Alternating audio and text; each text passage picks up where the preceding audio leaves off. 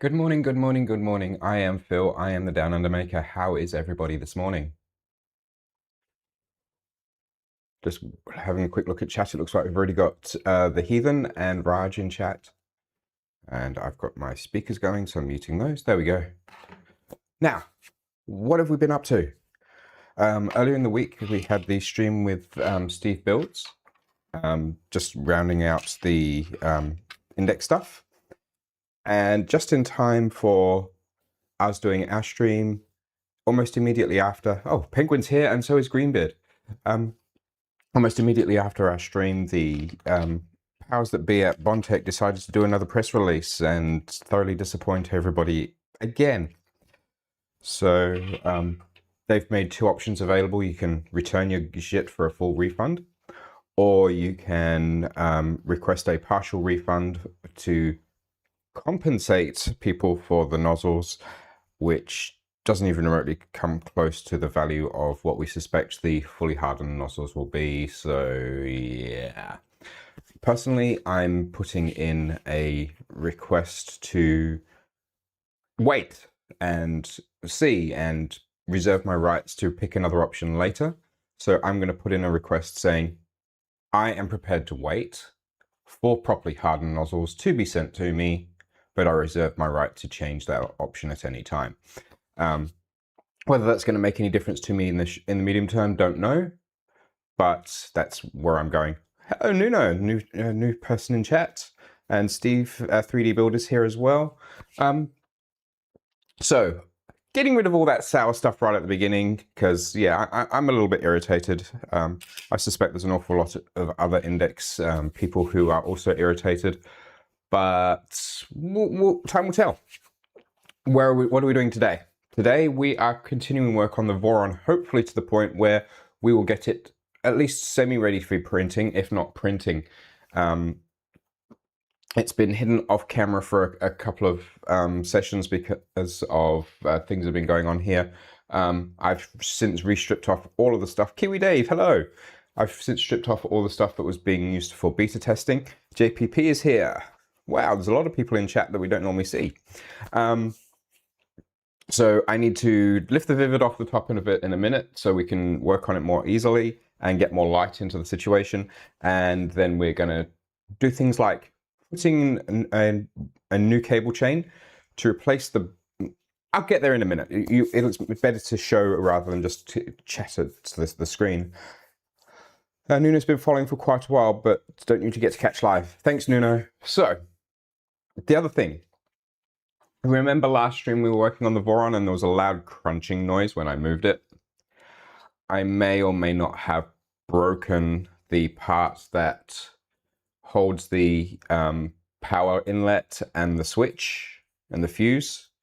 So, Jeff's here. Jeff, no chatting while driving, dude. We want you alive. You know you're pretty old, but we'd rather you alive for a little bit longer. So we've got to fix some stuff as well because of my clumsiness. So let's get started. Probably the easiest thing to do right off the bat is move that junk off my trolley, slide this into view, and switch over to the side cam. Hi. Get rid of the Vivid.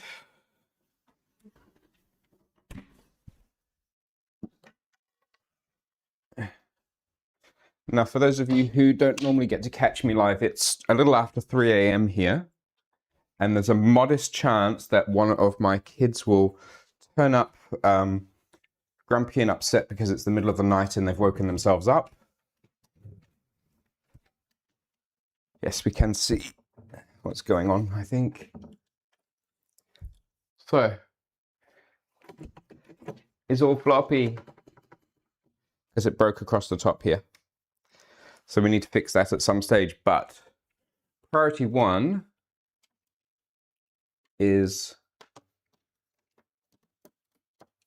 to sort out the cable chain so that the cable chain, what we're doing, for those of you who haven't been able to follow recently, is we are setting it up so the cable chain runs underneath the gantry rather than against the side of it, because we've been having trouble with lots of stuff catching on the cable chain as the tool head moves backwards and forwards. It's been a whole thing. It's been that way for a while, and I've got to the point where I need it fixed because, yeah, I don't want it damaging anything I'm testing.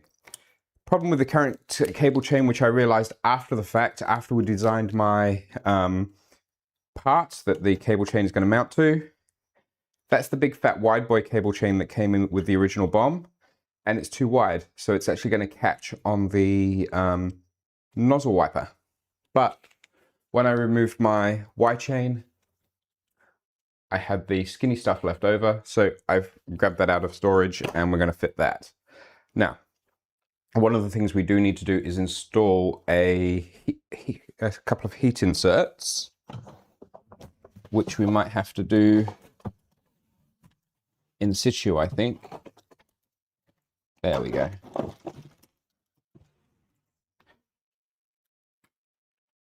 I just tell somebody's been doing all this stuff a bit too long. They have spare insert irons.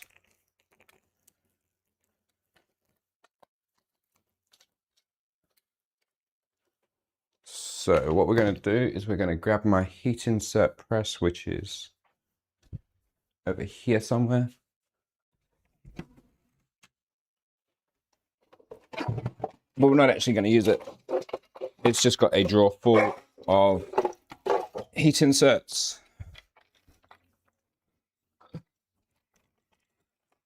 For those of you who haven't seen it before, it's got a whole bunch of heat set inserts in it. And I'm going to quickly press them into this red strip here. Still haven't worked out exactly which one we're going to use. One.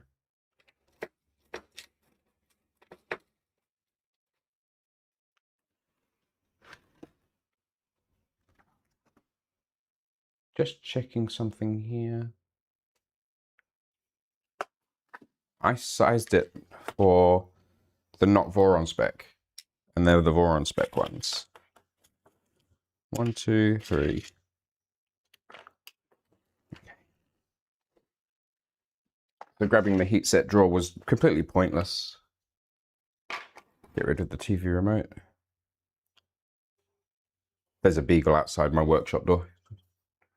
They're probably going, "Where's Dad? Why is he talking?"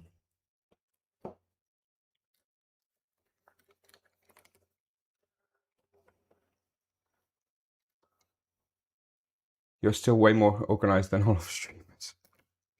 Me, I'm not organized.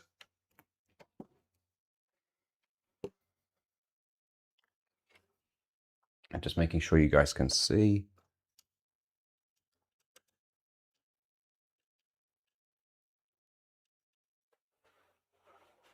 A lot of, okay, yeah. Now, the reason I'm not moving all these cables is normally this is the back panel, where the back panel lives of the printer. So these cables normally run up the back. They're normally hidden away and tied to the back of the printer. If I was to mess with them, then yeah, no, not going to happen. It's going to cause more mischief than it's worth. That is on.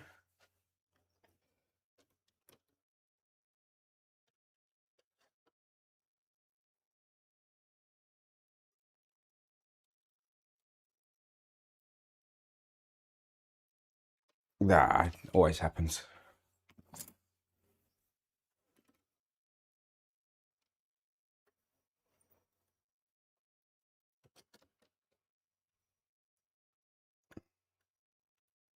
I only actually have one proper heat set tip for these irons, and it's in the press. So sometimes the nozzle, the actual tip of the iron gets stuck in the brass insert. So just to help it pop off properly, I've got my tweezers.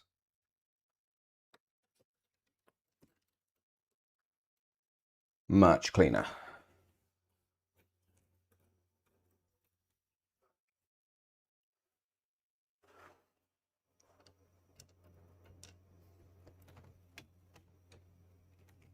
Go over there for a minute. Go, go, go.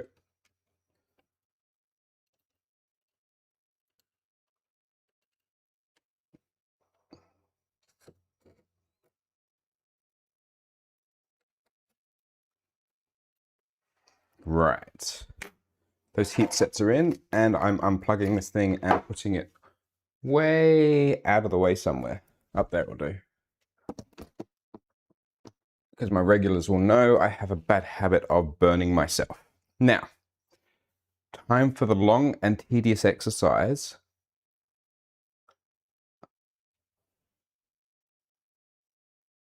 Yeah, it's going to have to be the long and tedious exercise, I think, of unpopping each and every one of these clips. Now,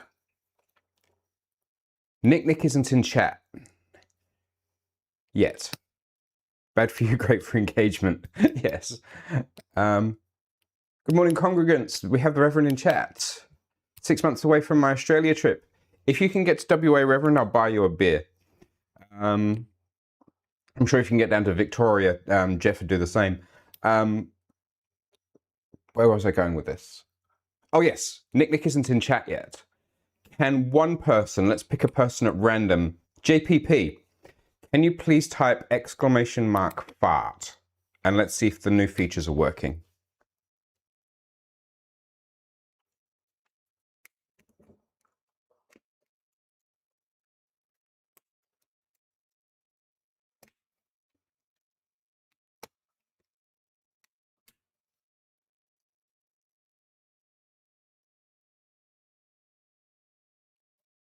Okay, this is an R2 of the 2.4. So I'll toss the skins done ! Fart, thank you. Let's see if it actually works. You'll see that there's my bots are actually saying hi and stuff. There we go. This silent but violent flatulation was brought to you by channel patron Nick. Here is a fart. There's no noise effect yet, but I have been working on getting all of that sort of stuff actually operational. So I know this is probably really difficult to see, but on the back of my cable chain, there's actually little levers, so we can get the cable out without actually having to dismantle the entire chain and thread things through, which is an awful lot easier if a little bit more fiddly. I know there's no, not the Trident R2 gantry. I didn't want to dick with it. This machine gets used way too much for prototype testing. So just for now, I'm leaving it as is. So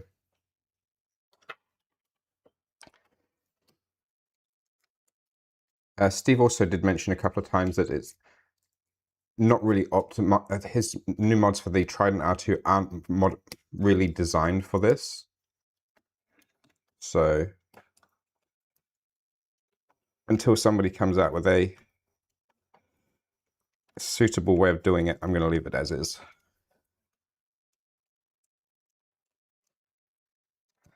So for those of you who can't see accurately what I'm doing, I've got some hemostats, and I found just a little bit of a twist with the hemostat is just enough to undo the clips without damaging them.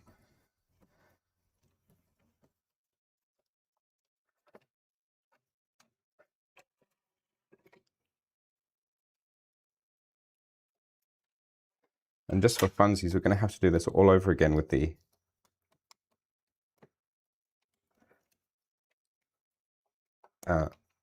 one we're putting in too. So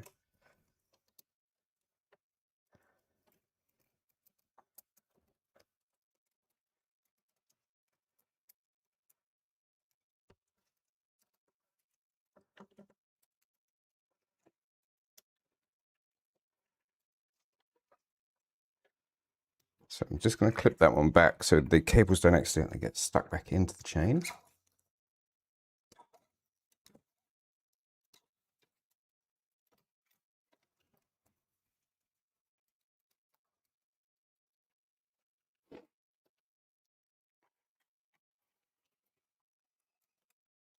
So how's everybody's week been? Mine has been the usual roller coaster ride. Now, I know for a fact that my streak of not being able to stream after a haircut is alive and well, because every time I have had my haircut since the start of my channel, I've not been able to stream that week. Superstition, probably. Silliness, more than likely. But it has held true the entire time I have been streaming. If ever I have a haircut, that week I can't stream for some reason. I either I get sick, the kids get sick, I get called into work, something like that happens.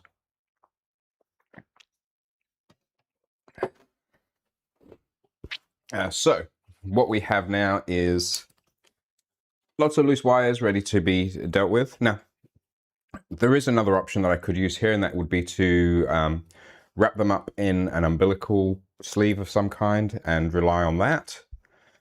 Not my idea of fun. I want my cables to be nicely protected. So this is going here, this is going here, and this is an awful lot narrower. I think this is an 18 mil chain. Time to be a hippie. Now you'll see that Stream Elements is begging you guys to subscribe and all the rest of it. I am so close to the 500, which opens up a bunch of features like being able to raid into other people and that sort of stuff. Just the nice stuff that makes streaming that little bit easier to deal with. So please, if you haven't already subscribed, subscribe. This is mostly aimed at people who are watching after the fact, because I know everybody in chat will have already subscribed. And I know for a fact that every single one of you in chat has already hit the like button.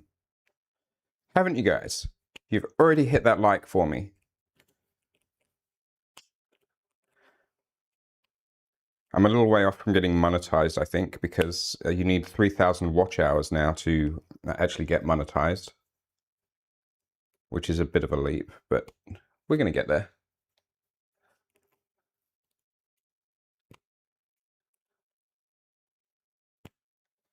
And if somebody was to do !merch into chat, that will also spam the chat with my merch store link. I'm doing all that YouTuber stuff today, aren't I? I've actually got my stuff together. Kiwi Dave! Thank you for your caring and sharing.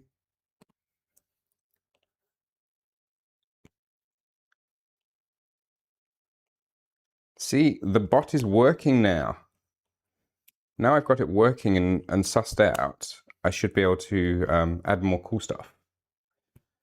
There's a very subtle nuance to the way the bot works that you have to set it to your stream manually each time.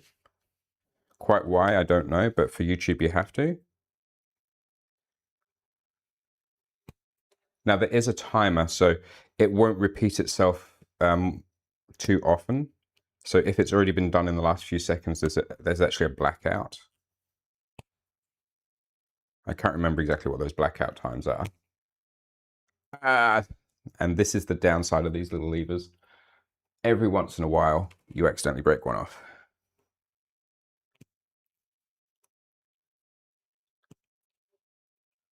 I know I'm doing this all off camera and I'm sorry, but I'm doing my best to chat in the meantime. And there goes another one. This chain was always a bit brittle.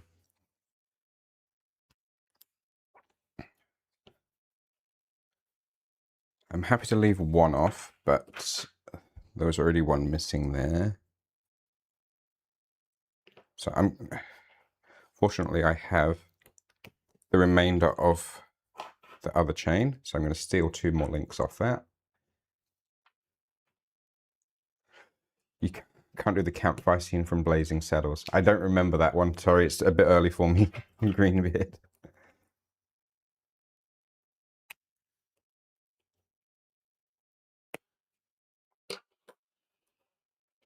Why not do a printed cable chain? Because they inevitably end up with sharp bits and ruining your wires over time. When I got my kit, came with amazing cable chain, really amazing cable chain. However, it was the middle of COVID and during the middle of COVID, there was lots of shortages of things like the motion rated wire. So during that time, I ended up with some single strand wire in my cable chain for some reason. Excuse me while I whip this out. Okay. No idea what's going on here. Oh, that's the, yeah, all right. That's the Blazing Saddles reference. Okay, that's cool.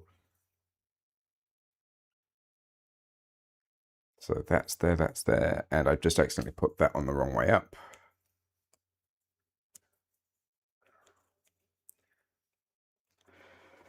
Let's put the mounting point on. That goes there. So I'm going to need some M3x6. And we're going to go with those nice spare LDO ones.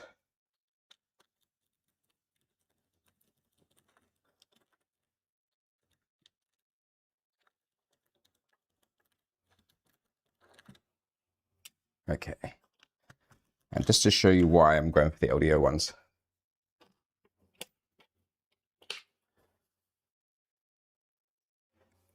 This is the standard basic steel, really nice screws to actually work with. Oh, wrong way, that way.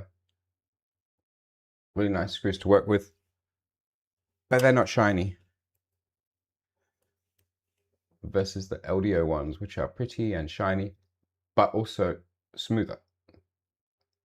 And when there's a risk of the cable rubbing backwards and forwards across the top of the screw, I want to make sure that I don't end up in trouble with damaged cables.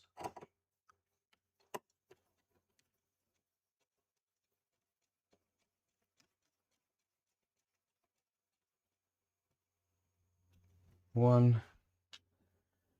Now, this could get away with just a single screw quite happily.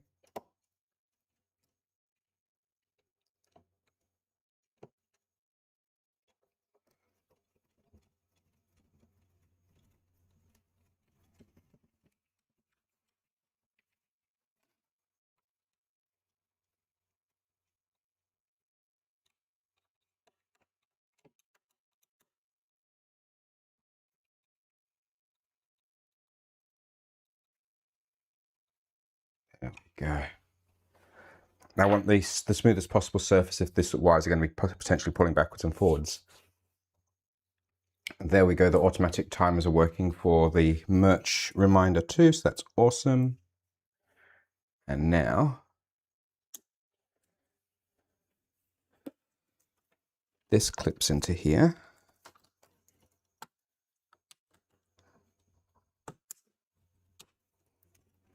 And we just need to feed the cable in. 5 or 6 links at a time. In this case, that one broken off tab is where I paused. And that tab closed all by itself again.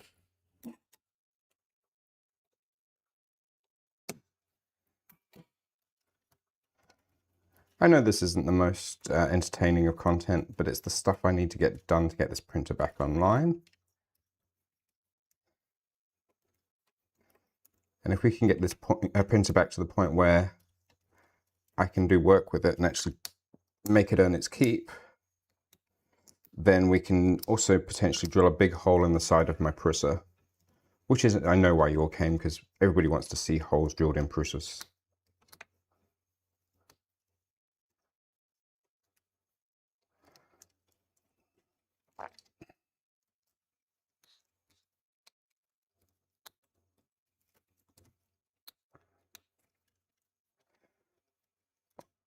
For all of the prep work we've done and all the time it's taken, this is still a lot less hassle than having had to thread all the cables down the length of the cable chain, which sucks.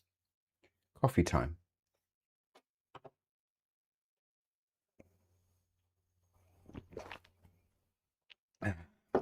Hello to you, Chef Dan. I was a little confused about your comment a few minutes ago, but Welcome to chat.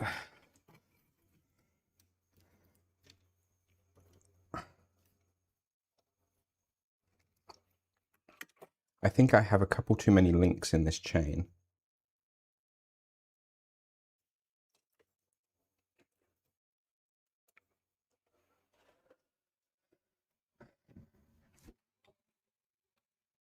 That's the highest practically it can ever go.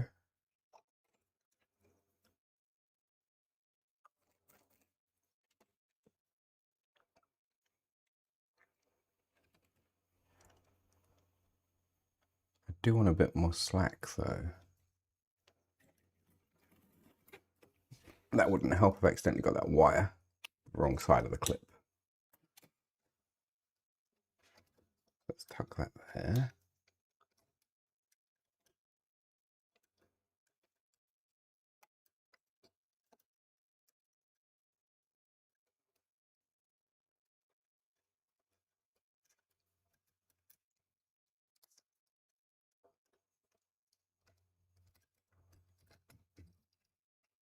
Ah, that's all sorted out. That's better. One of the cables loops back on itself a little.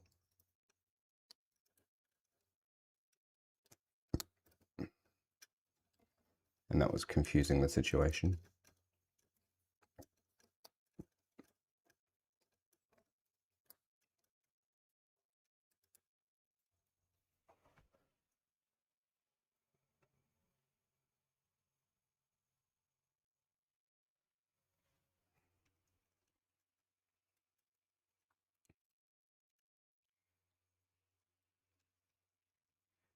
So pull that wire back there so that it loops back on itself safely. Then that last link needs to come off for a second. Move that clip around there.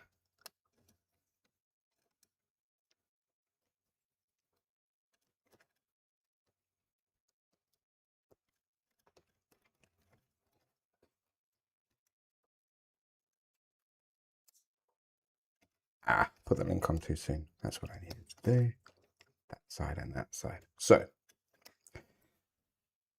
I'm not sure that you guys can see this very reliably. So let me adjust the camera. There we go. Okay, so this wire here for this motor actually exits the chain just inside into the extrusion, into the gap in the extrusion, and these exit above the cable chain that way. So what that then does is it keeps that cable nicely encapsulated and safe out of the way.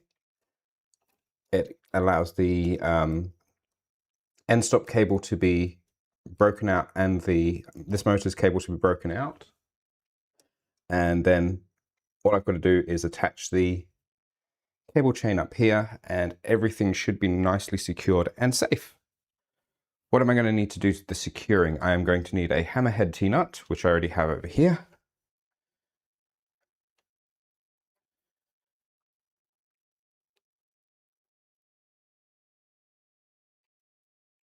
Demon Clipper Essentials Unified. No idea what's going on, but sure. There we go, my M36s. That's probably going to be too short. M38 is what I need. For those of you who are new to my workshop, over here I have a huge rack, well, not a huge rack, but a decently sized rack of screws and fittings and stuff. So often when I'm reaching off camera, that's where I'm reaching, just to grab parts.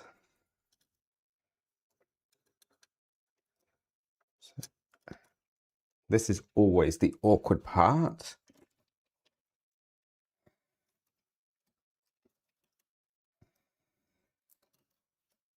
It might be easier, I think, to hold the screw on the end of a driver.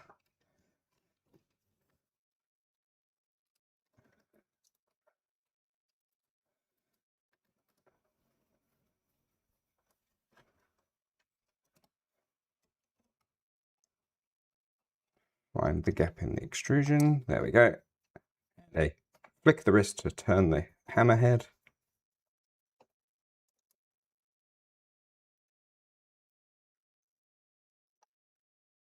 And I missed.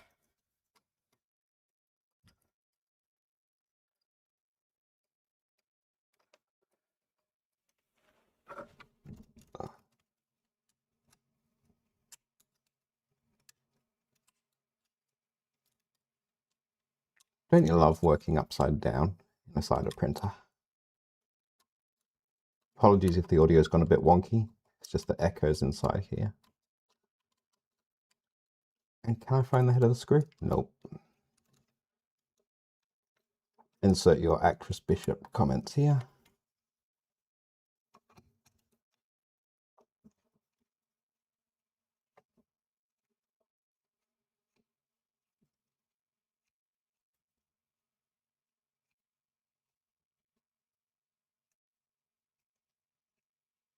That's not working.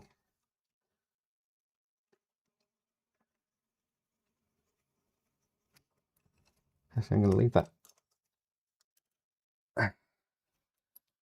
There. I do have some Rockin T-nuts. Not many of them left.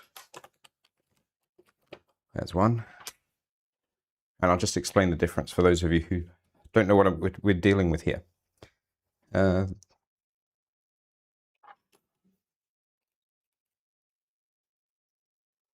This is a hammerhead T-nut. That way. It's designed so that if you flick your wrist, it turns 90 degrees inside the slot, and it will then grab the inside of the slot. I'm having trouble getting it to flick 90 degrees. It's getting stuck somehow, and it's not turning reliably. Versus this, which is called a Rockin T-nut. This has on the back of it a little tiny ball bearing and spring. So what this does is it actually goes into the extrusion, and you rock it into the slot, and it then stays there, held in place by the little spring tensioned marble. Can't wait for all the hammerheads on your ender wire. Last of the main parts it should arrive next week. Nice.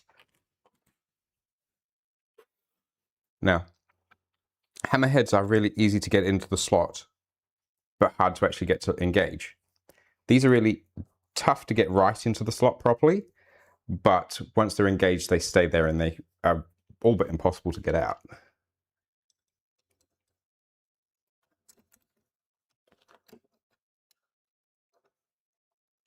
Except today.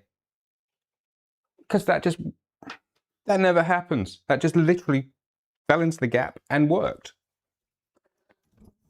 For those of you who have built vorons, you know how tough that can be.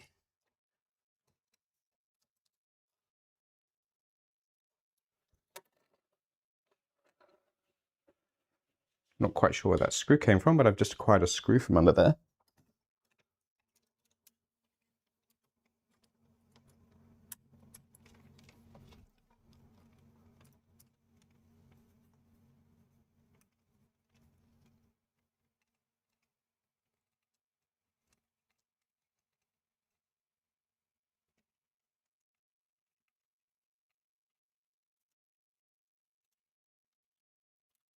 Those wires aren't snagged.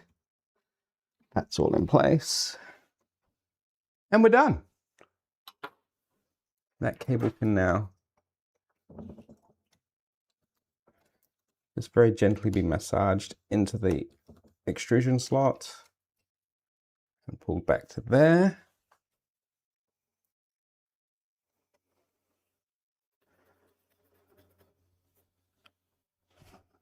I might need to do some sort of modification to this part just to give it as like a chamfer, just to ensure that the cable chain gets tucked in behind it. But the chances of it being such a big issue is slim, because I'd have to be printing at what, 250 mil, 300 mil high?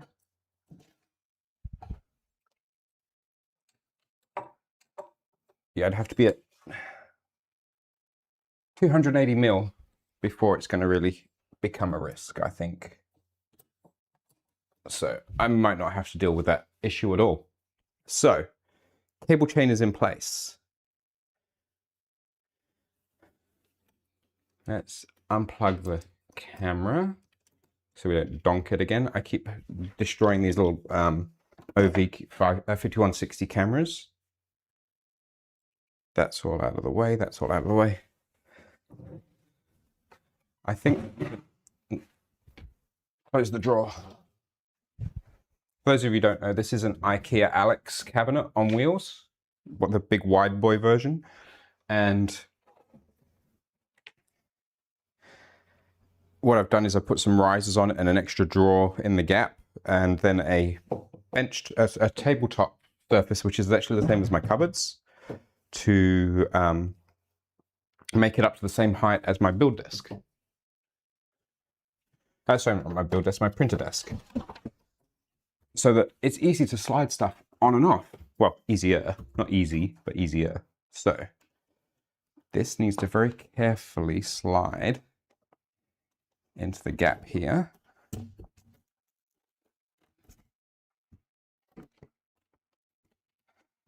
There we go, around those cables. That needs to come out to the back.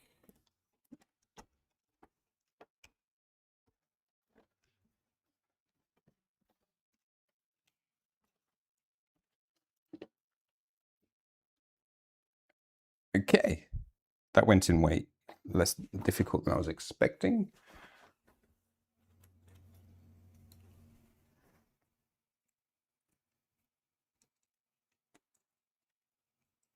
It looks like I need to print some more of these clips. Some of them are starting to drop to pieces.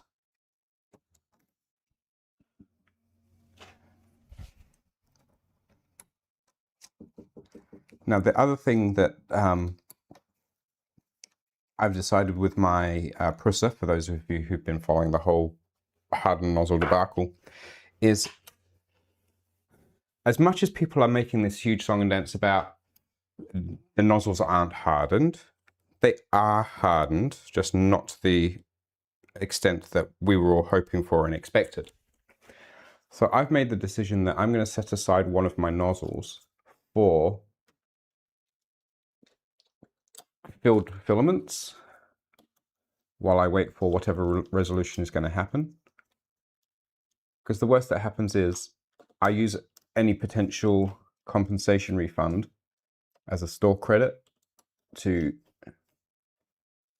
buy a replacement for it if it's not working out, and I'm just going to use it for more traditional materials.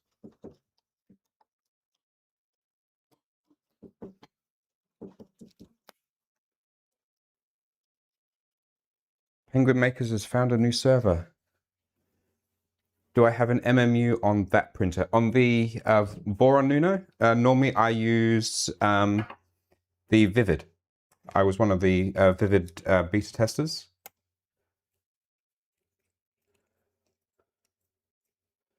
Yeah, these parts are wrecked. I'm going to have to print new ones.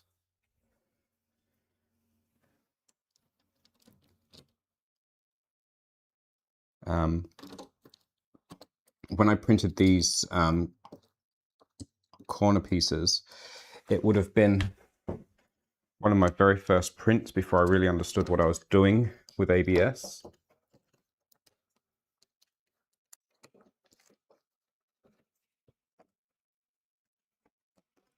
And I don't think I printed anywhere close to hot enough because they've delaminated at the layer lines. And I don't get that happening normally. There we go.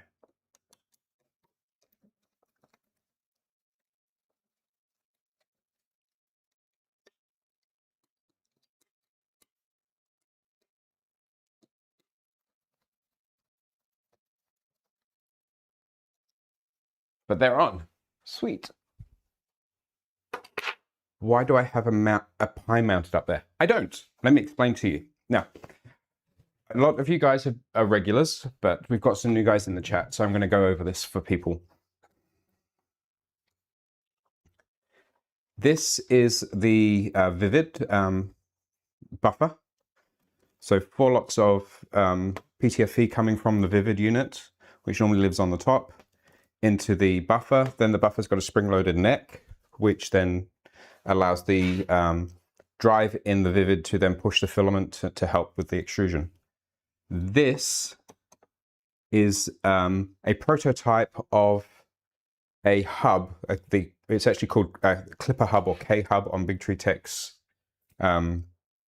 website.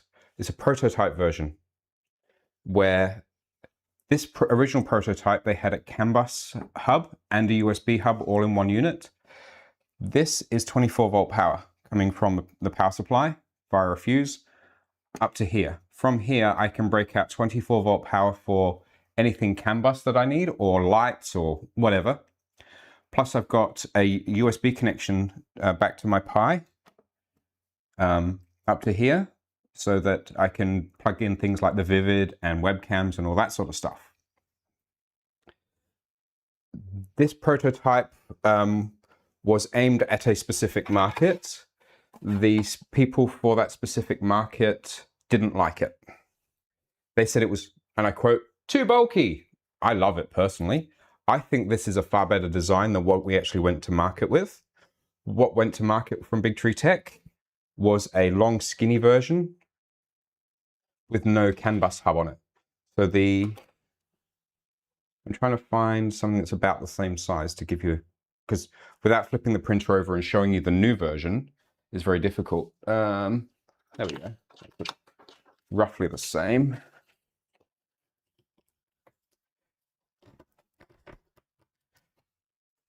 The production version is longer and skinnier. It's actually maybe slightly longer than this, and it's just a USB hub with a 24 volt power supply. Having the CAN bus breakout as well, even though it's just a passive thing, is literally just four Wagos and four JSTs in parallel.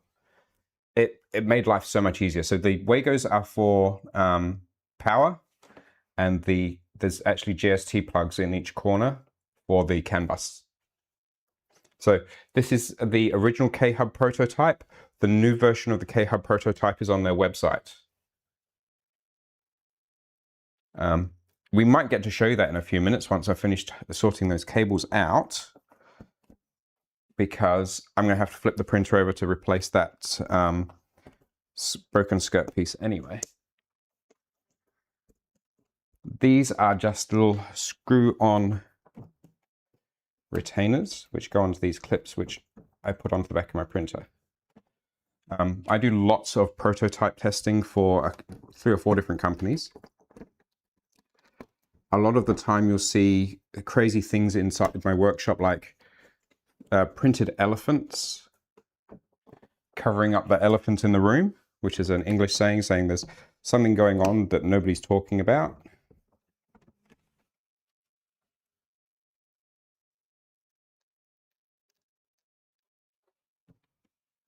It'll be on the AliExpress store, Greenbeard.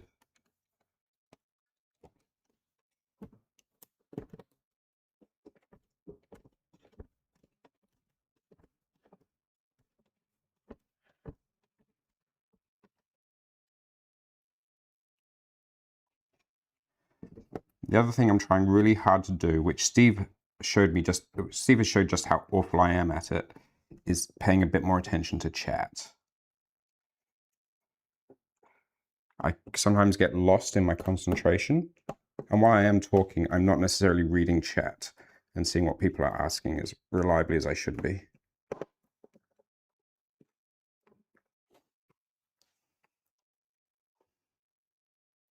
Oh no, here, if we had to pay import duties here, it would suck, because I'm a double platinum elite double platinum elite AliExpress member now, which means I get discounts and I get people messaging me if things don't turn up within a few days and all sorts of other stuff. So that is the Vivid stuff. So before we do anything crazy, let's flip the printer on its side. Big sheet of foam that came in the original printer kit. I kept it.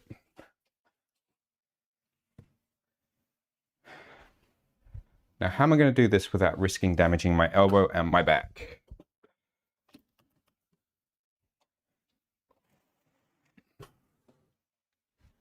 Which side am I going to flip it onto? Now, obviously can't flip the printer onto its back because of the buffer.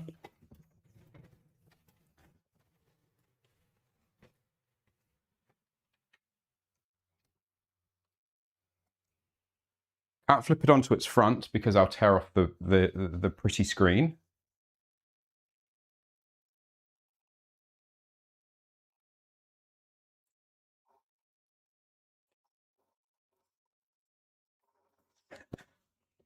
Brad, I measure myself against Steve because you've got to have a high benchmark to work to.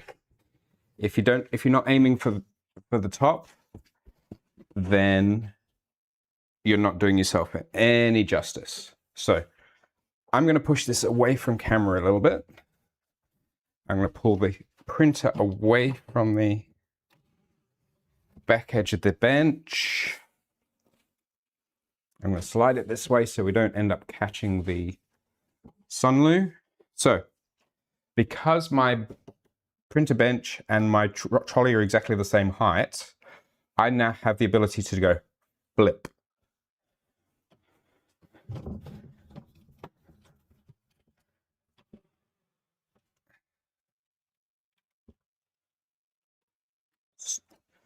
Flashing my merch on the screen at the same time like a pro streamer.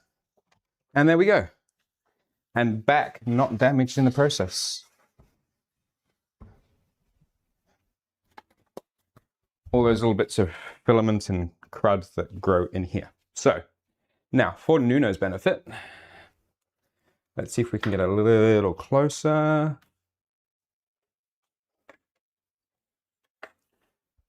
That's the new version of the K-Hub. So you can see it's longer and skinnier. It's a bit longer than I even represented. So what I've done, and this is exceedingly bad practice, I run from the Raspberry Pi, which is somewhere here, somewhere. Where is it? I can't even see myself. Oh no, the Raspberry Pi is in the, it's a CM5 in the screen. So I go from the screen via quite an expensive and shielded USB cable into the K-Hub. K-Hub then feeds the U2C and the Octopus. And this then feeds on to the other K-Hub, which is exceedingly bad habit to relay hub to hub up to the Vivid. Vivid has almost no bandwidth use, so it's not a big deal. And it is USB 3 all the way from the screen up to the Vivid. So I've got plenty of bandwidth. It's just, if I run into issues, I know where it's going to be. It's going to be the fact that I'm relaying USB hub to USB hub. But yeah, now, while we have this all flipped upside down, I need to plug in the network cable and tie strap that, zip tie it into place.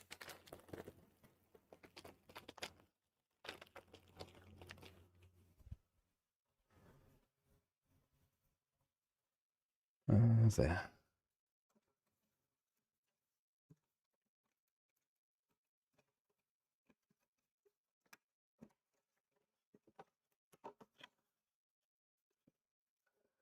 I forgot to connect this up last time we were inside the back of the printer.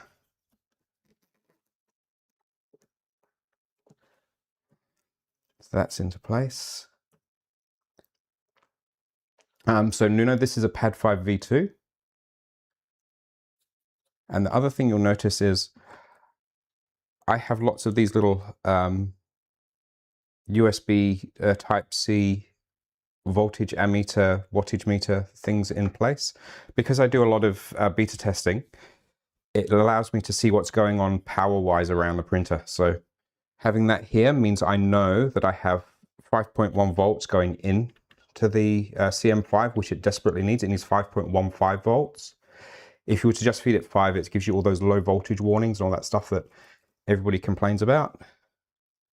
And I have another one on the other end of the cable at the older K-hub, the prototype, where yeah, that then tells me that I've got enough voltage up there as well. So I'm just making sure before I do anything else that this is all I need to do. I'm going to pull the camera back now so you've got a better, more broader view. I'm going to need that. I'm probably going to need that and that.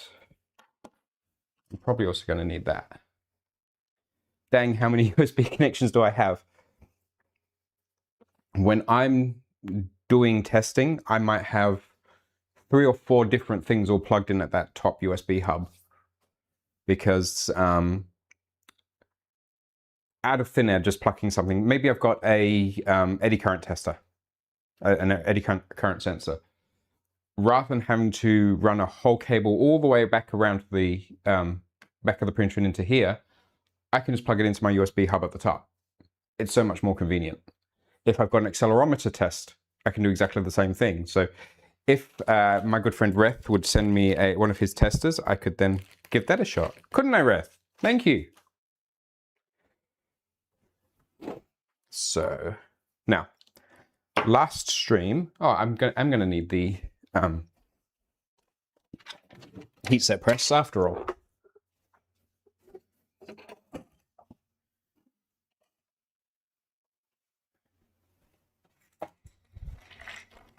I just realized we don't have any heatset inserts in to the part that we need to fit back into the printer. So let's strip this down to begin with, and then we'll use this as a template for which ones we actually need to use. This is where I find out my trolley isn't quite level because my round screwdrivers are rolling across the bench.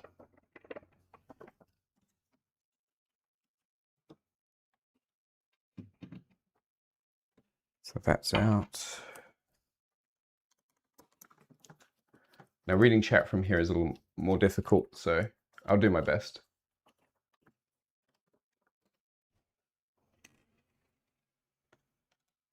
This is just the 2 screws for the fascia that goes around the Z pulley.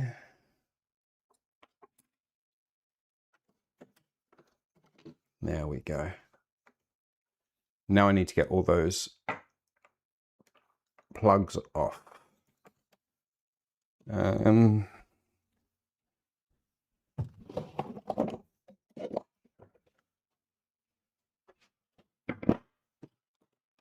Let's take a photograph before. Have I got my phone here?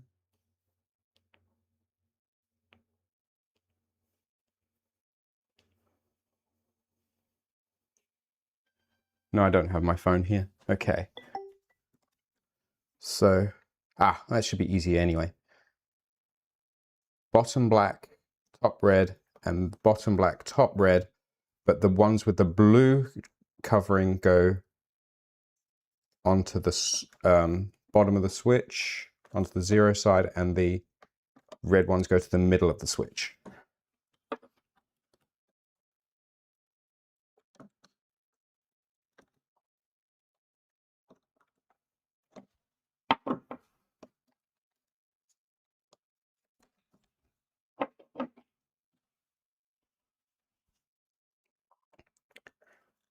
Now, Brad, who deals with these sort of connections all day, is probably cringing. I found that the easiest way to get these off is to do that.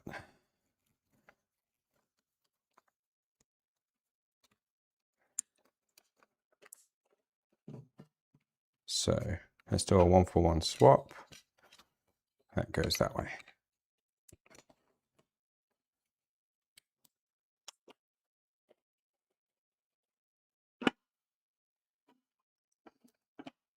Let's do the heat inserts now. I can see.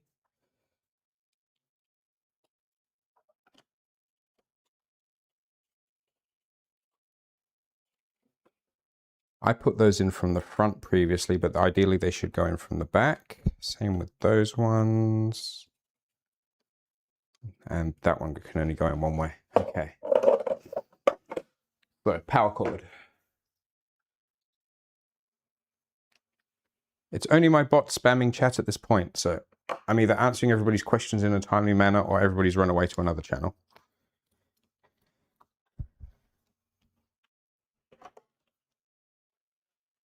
Yep, that press is turned on. Voron spec inserts.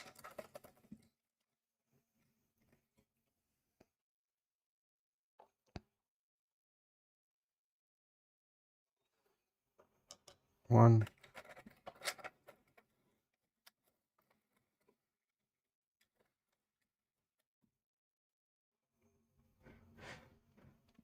My wiring is triggering your on-screen display. Okay. I'm guessing you mean OCD. Dude, if your printer was a part for testing things as often as mine was, you'd cope with it too. And you should have seen the state it was in before we started this series. Before we started this series, this printer was a mess.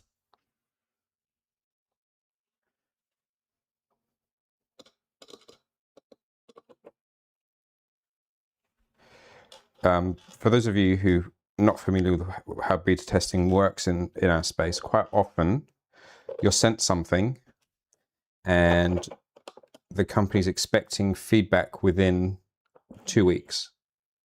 So you don't have an awful lot of time to mess around with things. It's a case of install, test, do strange things to it, play with it, do the sort of stuff that random human beings who aren't thinking what they're doing would do, and then provide feedback.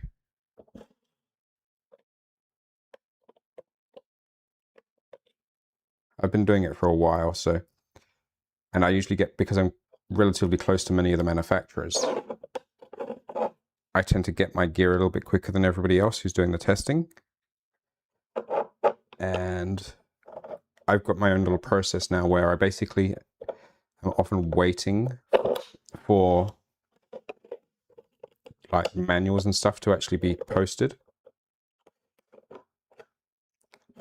So I do all the crazy stuff I imagine you would see somebody posting that they'd done on a Discord server. Hey, I did this and it's not working. And you're just sitting there going face palm. I try and do all that sort of craziness.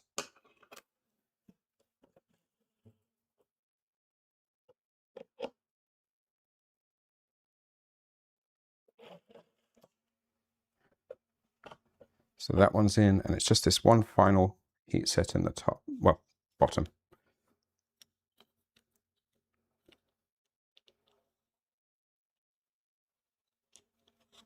I'm sure people are thinking to themselves, why hasn't he got a Frax arm?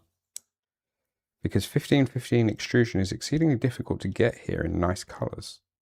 And if I'm going to do a Frax arm, I want to do it in bright red, like English telephone box red.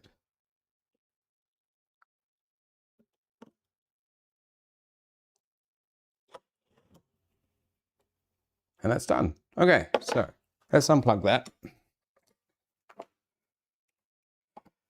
Let's put it way over there where I can't walk into it and burn myself like I've done on several streams in the past.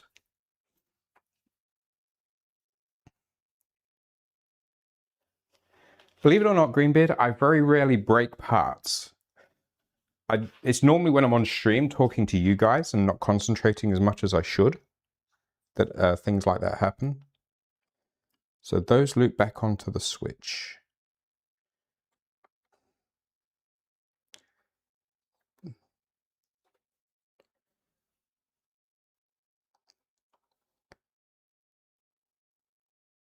That loops on.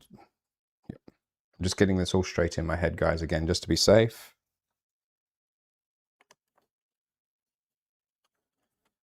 And that goes there. So I need to unplug the earth wire and the others can stay on.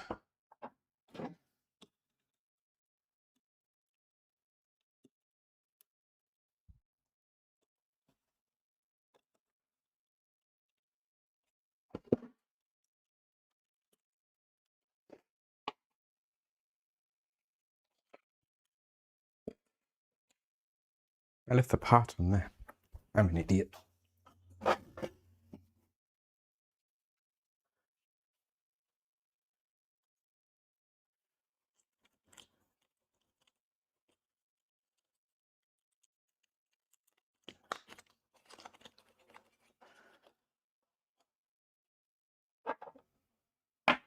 So this is those two countersunk screws that I had over here. Red to red, black to black, blue to bits. I like that. Hopefully I don't blow myself to bits.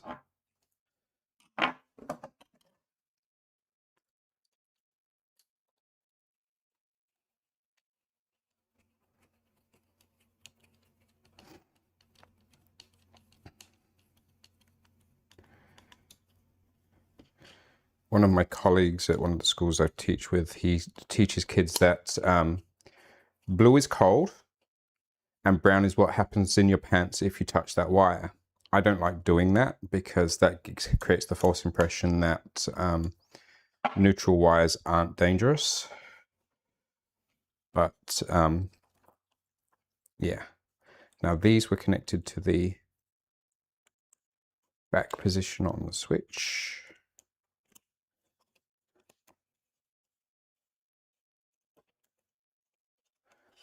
And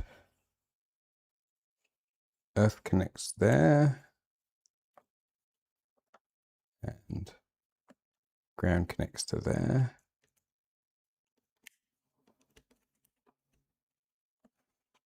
And that means that that red one connects up to there.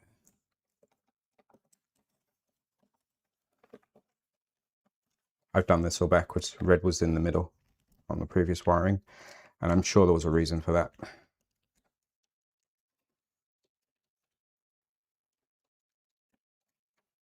If nothing else, it hid it away from me and kept me separate from it. So that goes in there.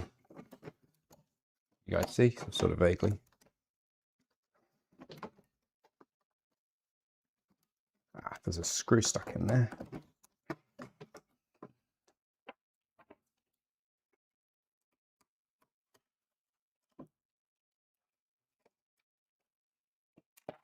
Right, and that explains that other screw.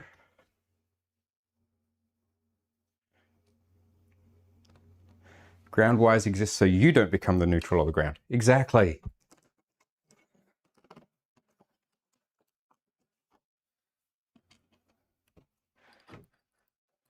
For those of you who don't know, Brad deals with high voltages in the AC realm all day, every day. And he's been doing it for decades, so he must know a little bit about it because he hasn't killed himself yet.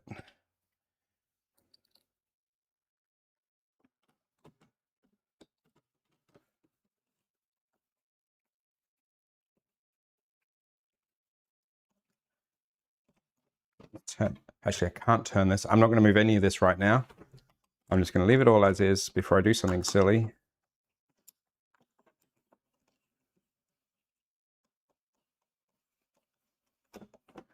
I'm just pre-screwing these screws all the way in. Then I'm going to swap to a ball head driver because this straight driver is not the greatest for what I'm doing.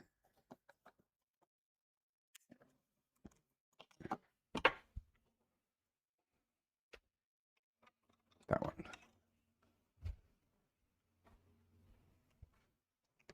Does anybody else do that? Do they have a strategically placed set of Allen keys somewhere in their workshop where they always know where it is so they can just grab one at need?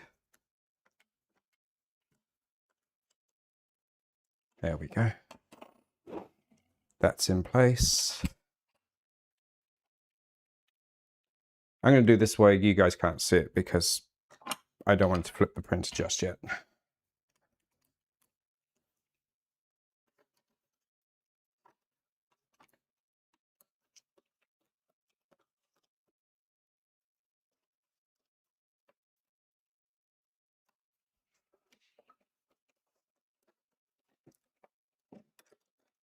Might have to swap this out for longer screws because I've put the heat sets in the proper way around this time.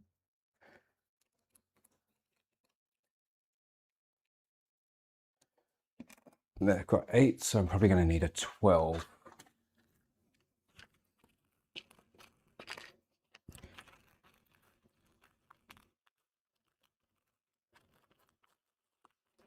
This is kind of working okay with this extra camera setup over this way.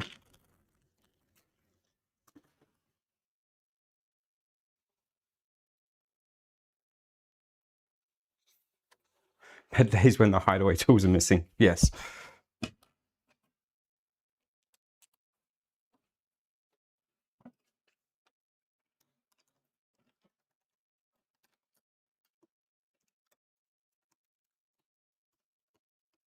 That's better.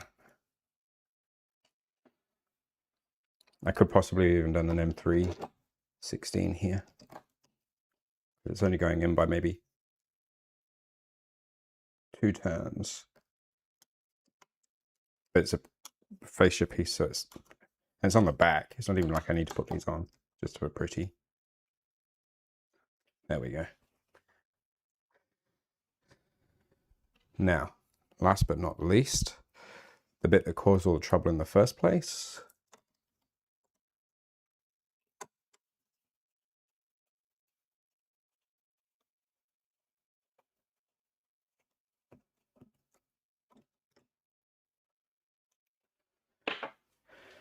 Now, let's all be good kids, shall we?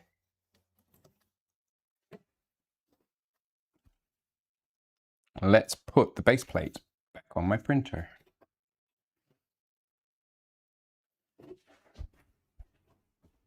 I've been saving this for you guys. You ready?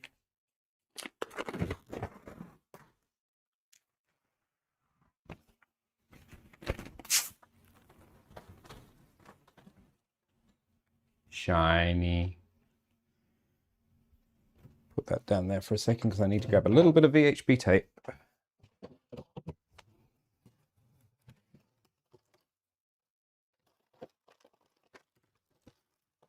That's the foamy stuff. That's the crazy sticky stuff. And in here should be my scissors, yes.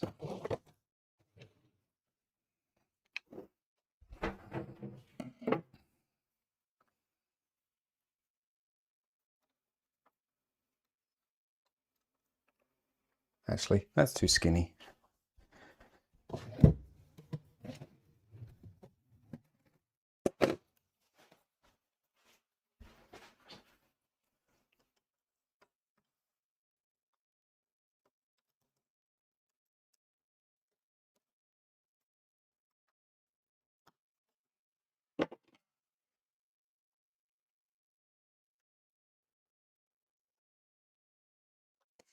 One.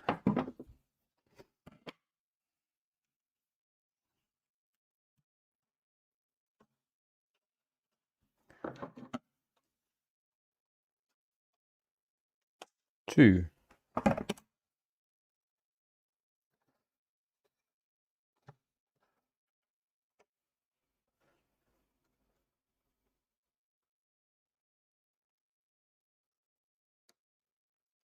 This is a part I always struggle at, and that's peeling off the insulation.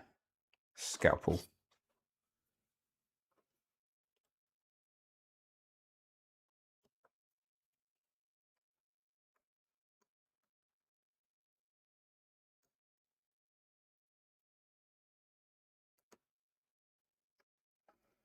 Why did I just slice it in the middle? In the middle, it's stuck, and you're not likely to be peeling it off because there's 2 lots of surfaces to hold it in place. So if you make a score through the backing in the middle, you can do that without peeling off the plastic that it's trying to be actually stuck to.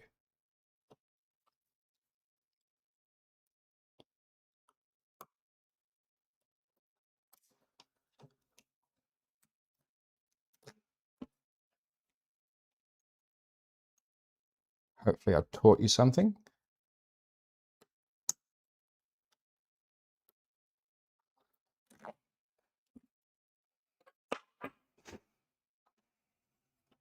Now, that is going into place in a minute. what we're going to do first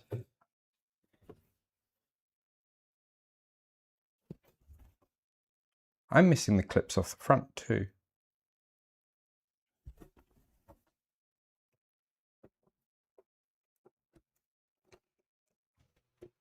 Uh-oh, there's a small child coming this way. Bear with me a second, guys.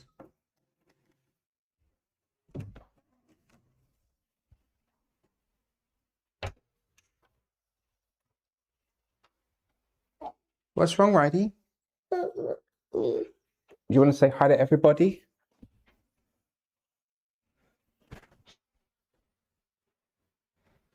Say hi, everybody. Up here.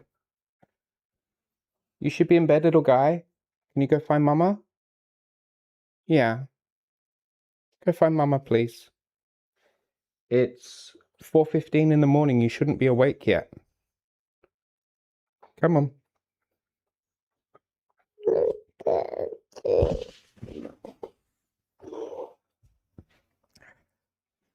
Mama had come chasing him down the house already, so there we go. Right, so I'm missing clips off the front of the print, the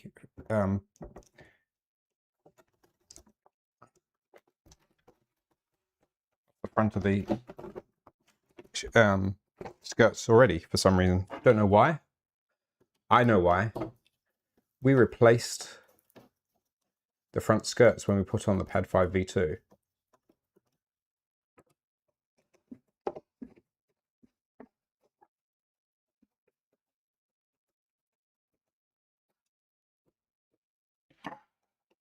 So now that that's in place, and I know it's all lined up, I can put those on. Scalpel. And go. Very gently. 1.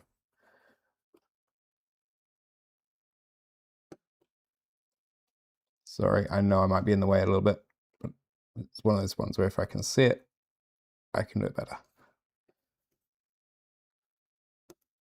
2. That means those parts must be over here in my box of spare crap somewhere. I'll find them off stream or print new ones. But actually, no, the clips are already here. I just need the heat sets. I didn't put heat sets in. That's what the issue is. Not doing more heat sets now. We've done enough heat sets. Let's do a little bit of tidying up and get the printer standing on its feet again.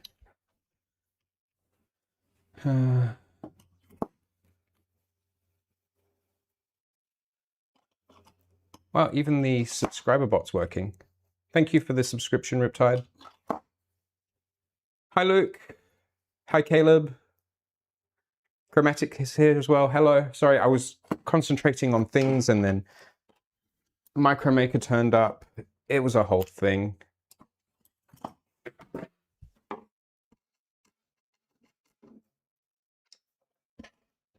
Put my emergency 3mm driver back in its home. Those back in their spot. Screws back in here. Rubbish into the bin. And time to stand it back on its feet. Actually, VHB back in its drawer first. 1, 2, 3, up.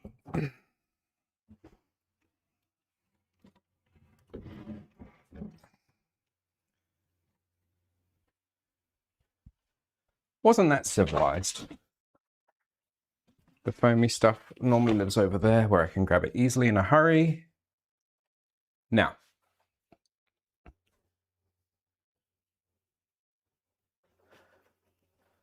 just having a look at what's going here. Why do people sell things on Facebook Marketplace but then don't monitor their post? Half the time it's probably a scam penguin. How close are we to 500 currently? Let's have a quick look. Also, morning, Brian. View your channel. Drum roll. We are at 469. That means somebody unsubscribed before Riptide subscribed, so yay. 69. So, let's show you where we're at.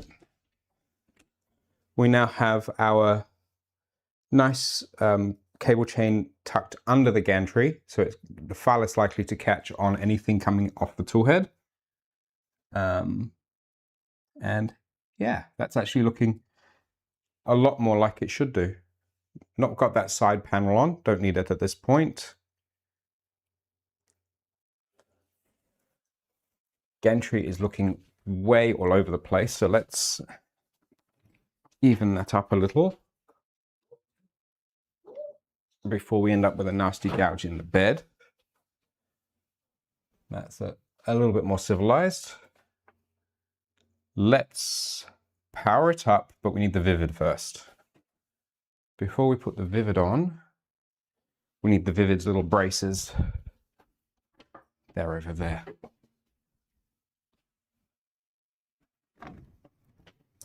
Sorry guys, that might be a bit close.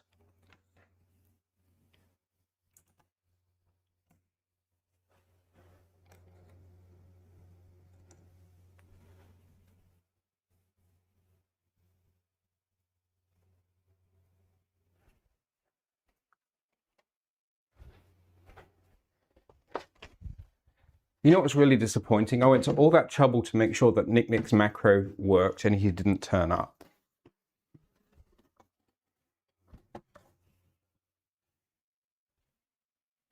So for the moment, this is just a couple of pieces of MDF. I've got some extrusions I need to cut, ready for the top. I just haven't gotten there yet. There's filament stuck in there. Let's see if I can.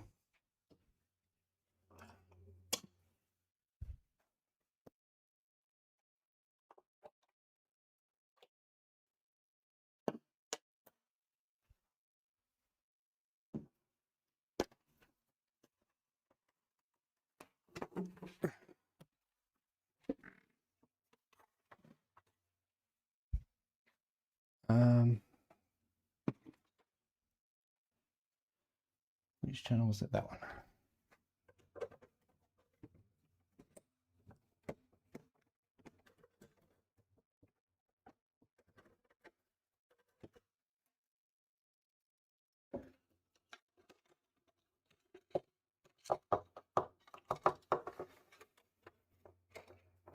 Okay.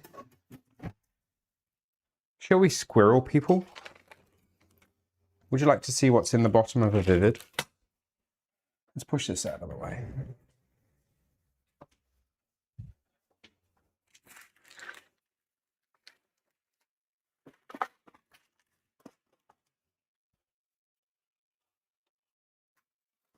We are going to side project for a minute, because if I leave that filament stuck inside the bottom of the Vivid, it's going to suck.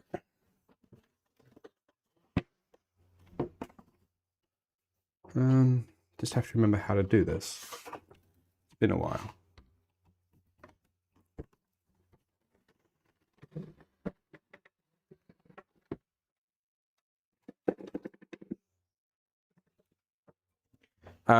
There's no cleaning up on those panels, Caleb. They are wrecked.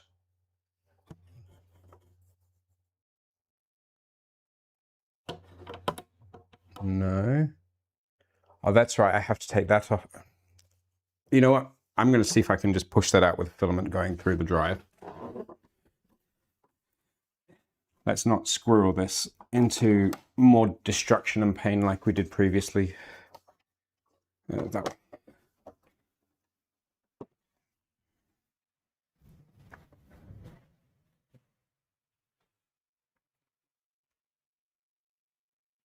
So let's connect that one. Not connect that one, because that's the one with the filament stuck in it. Connect that one. That is the one that connects to the printer. Let's turn this around so you can see, hopefully without dragging it off the top of this.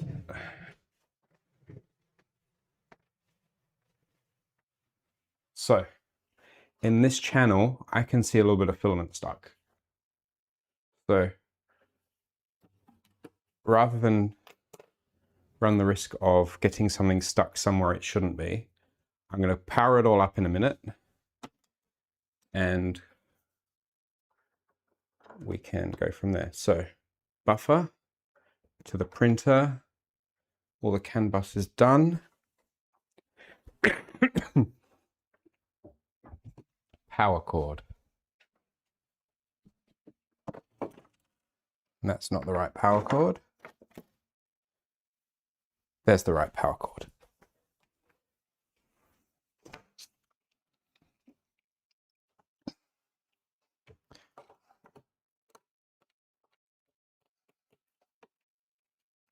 Turn that to off.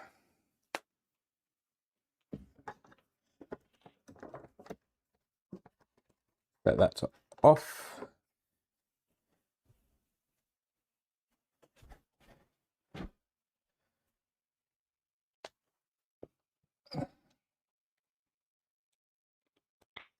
All right, we are plugged in. Vivid on first.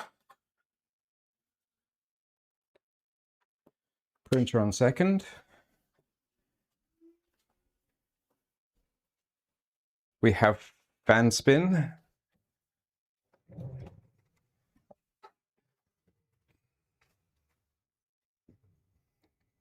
Raspberry Pi is booting.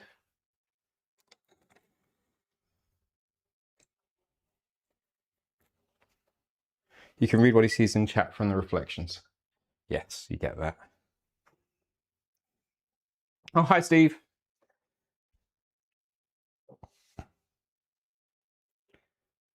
So where are we at? Just skimming through chat, making sure I've not missed much.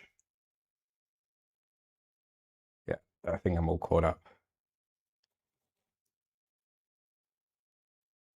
Steve is here, pay more attention to chat. Okay, now, there is still something I need to sort out with the eMMC on the Pi 5, so we're just going to have to wait a few moments while that sorts itself out. It just takes forever to boot, and I can't work out why. Big Tree Tech can't work out why, but yeah. We've got to Linux, it just then takes forever for Moonraker to come online.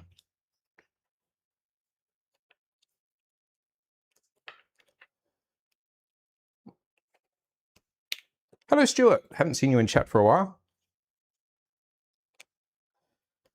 Another quick reminder to like and subscribe if you haven't already.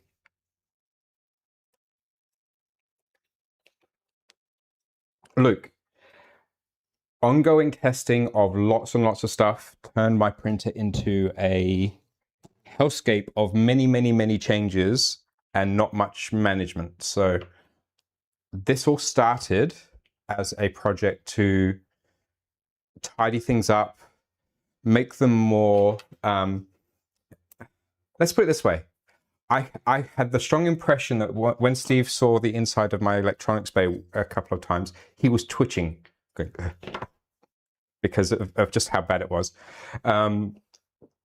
So this all started as a process of tidying up the electronics bay and cable management and the rest of it. Then we've had some squirrel moments, like we slid the Octopus board down the DIN rail a little bit. That then trapped the NeoPixel wires behind one of the 24-volt pins for one of the stepper drivers, punctured the insulation and fed the 24 volts into the 5-volt line and cooked the board. That was when we had all the smoke come out and all the rest of it. And yeah, from Steve twitches when he sees anyone else's cable management. So yeah, that then led us down a rabbit hole of having to replace the Octopus, and yeah, it's just been this ongoing saga of strangeness and chasing our tails, fixing things. One of the things I'd been wanting to do for a long time was move the cable chain, which we finally got to do this time around. So yeah, what I need next is crappy filament, but not too crappy. just to feed into channel 2 on the Vivid and see if we can push out that filament that's stuck in the system.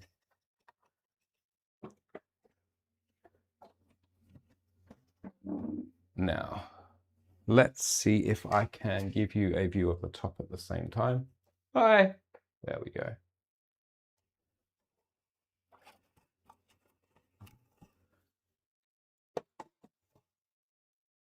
That's got a decent tip on the end of it.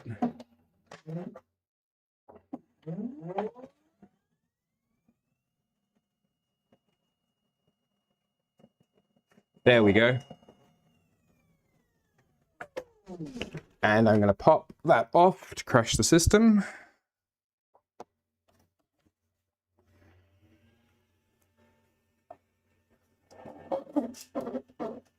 Which means I can now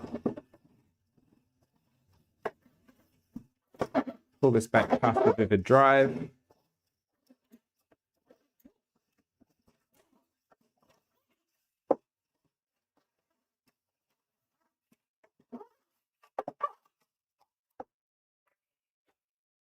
Because that served its purpose.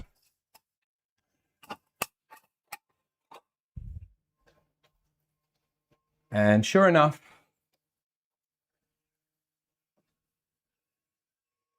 that was stuck in the back of the Vivid. So firmware restart to bring that all back online. Hopefully. I did turn this back on, didn't I? No, that'll do.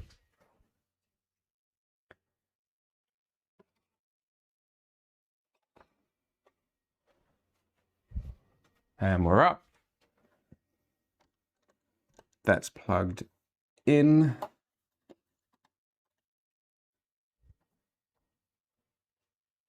And we have an operational printer.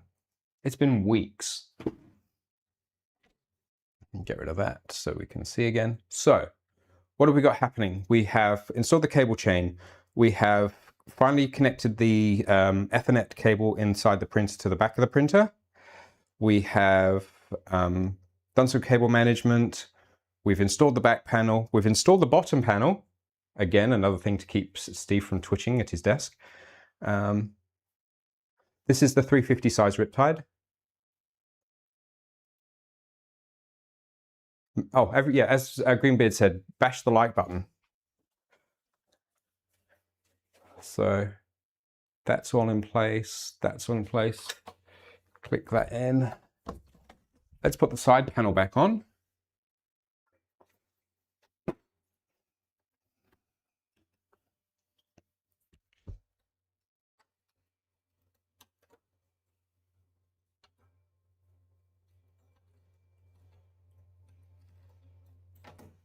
Fix that in a second.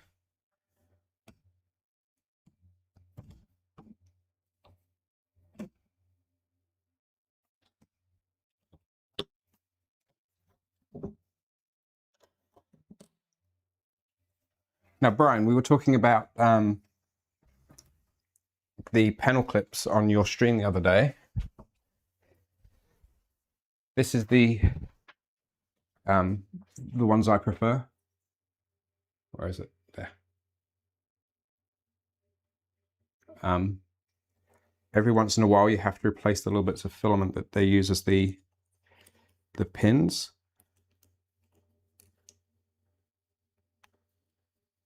But they do work quite nicely.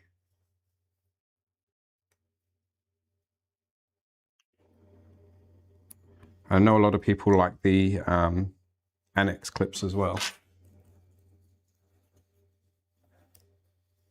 So let's make sure I've got this the right way around, because I always put them back together badly. That way.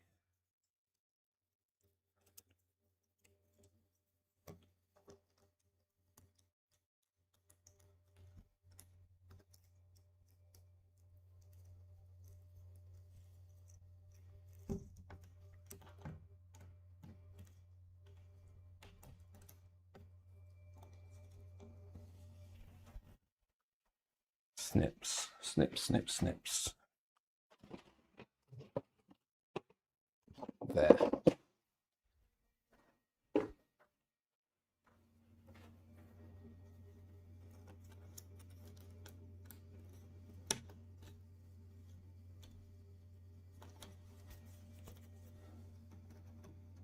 Snip that side off. Snip that side off. And flip it over and click. Click. That side I missed. The good point is, do this.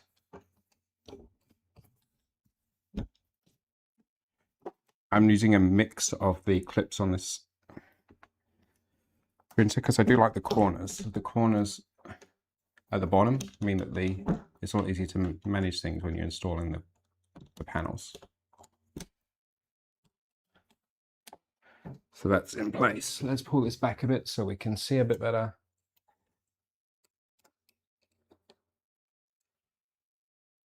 Not very straight, Phil.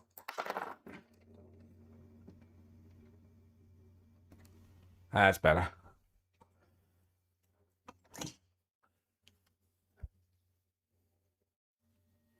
I have some spare clips. I can't remember where they're from. Oh, they're the back panel clips, that's what they are.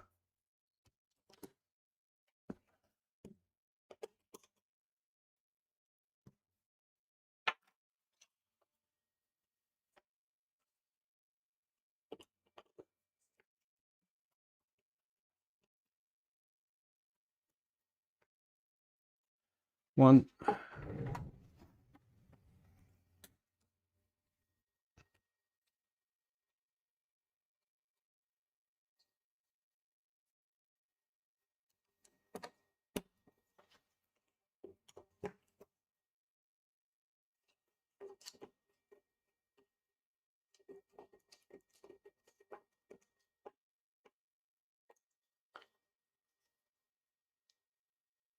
You can clean the panels by wet sanding using glass buffing compound, same as a headlight. I'm going to give that a shot on one of my doors, Caleb, and if it destroys the door, I'll blame you, and if it comes up good, I'll claim all the results.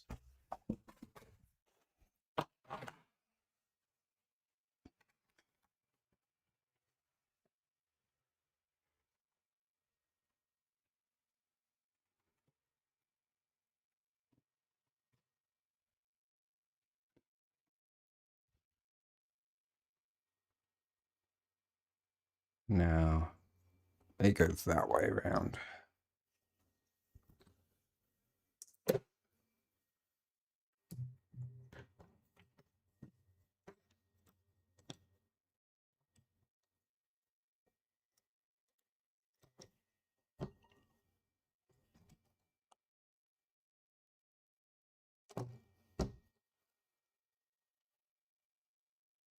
Very gently match the height all the way across. There we go. One.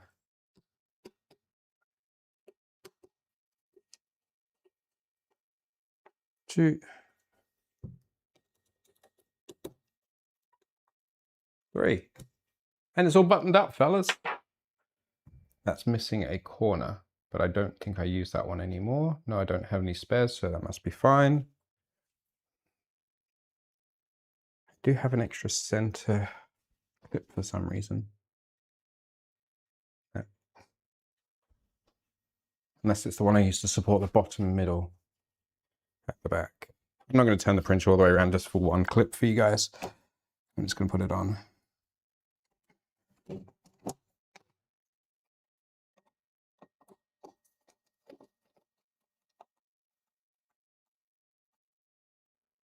And that's on too. So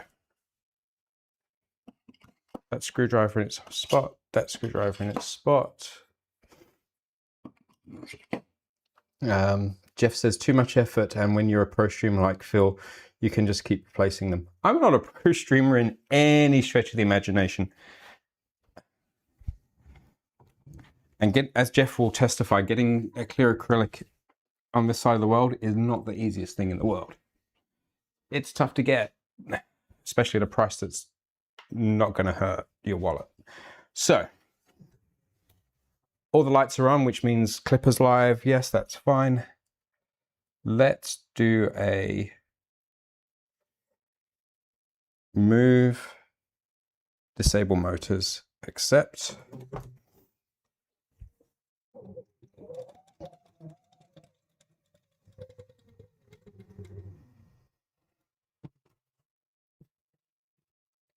That cable chain might be a fraction too long.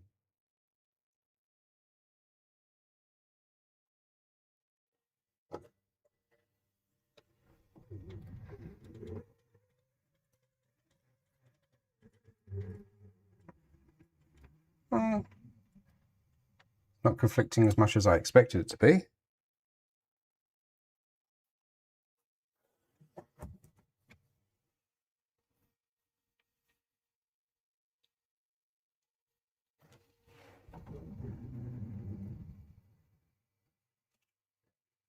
Yeah, that's too long. Let's lift this up.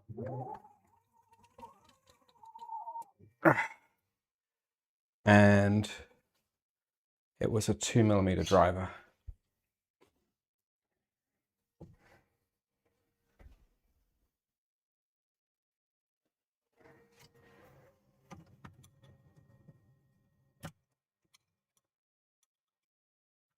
So what's going on is there's too many links in this direction and it's actually getting stuck under the NEVMA 17 motor. You can't see because of all the milky panels.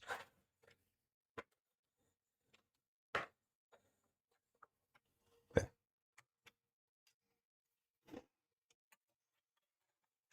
Sorry for those who get seasick. Did I just kill something? No. More LEDs, they stick to 100%. There we go. So the cable chain is getting stuck under the motor. So what I'm going to do is I'm going to slide it at this end over this way a bit more and rejiggle the cables just slightly, and hopefully that should correct the issue. But I have to find the head of that screw without being able to see it. There.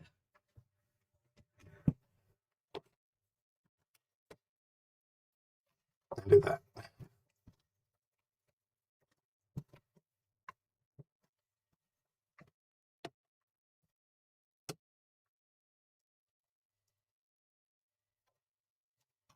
There we go. So let's very carefully and gently move the camera out one more time. Stick that there and retest.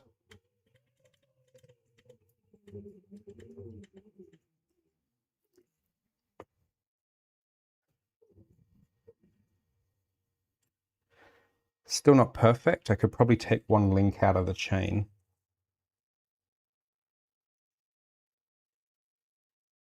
That's going to involve taking the whole back of the printer off. I'm going to do that off stream. You guys have put up with enough of me dicking around with panels today.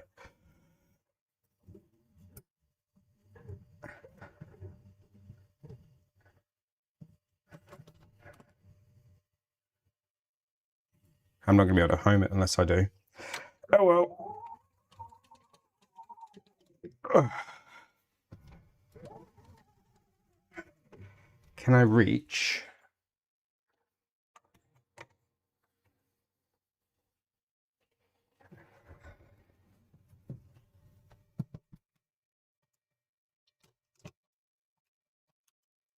One.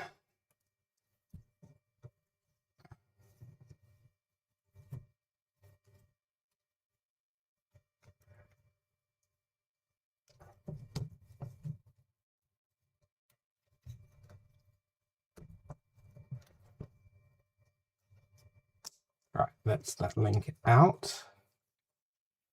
Get my hemostats again, wherever I've put them. There. Yes, you do see a turtle brush there, Brad. Sorry, I can't see chat while I'm reaching inside the printer like this. So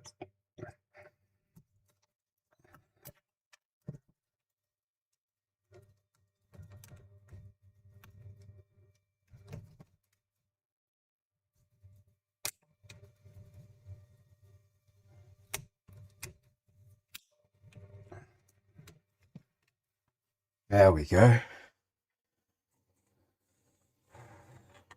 Camera out of the way for a second.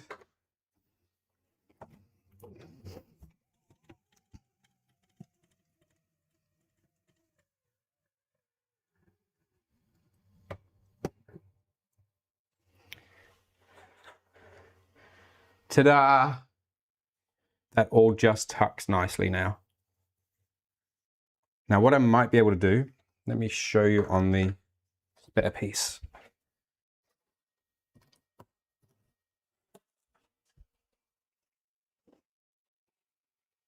There's this little tongue, which is designed for wrapping a cable tie around. That is still on the end here. I might be able to trim that off. You can't